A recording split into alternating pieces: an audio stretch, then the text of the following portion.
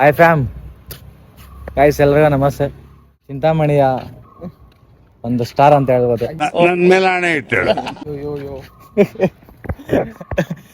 ನಾನು ಅವ್ರಿಗೆ ಅಭಿಮಾನಿ, ಅವ್ರ ಕಾಮಿಡಿ ವಿಡಿಯೋಸ್ಗೆಲ್ಲ. ಸೊ ಅವರು ಸಿಕ್ಕಿದ್ರು ಹಿಂಗೆ ನಮ್ಮ ಕಾಲೇಜ್ ಹತ್ರ.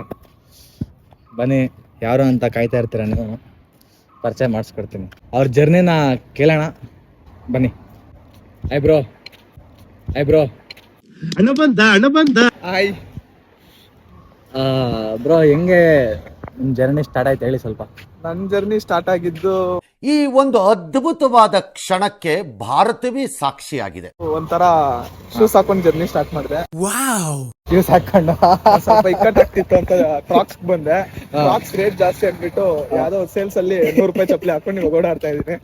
What a vision, what a thought. ಇದೇ ನನ್ನ ಜರ್ನಿ.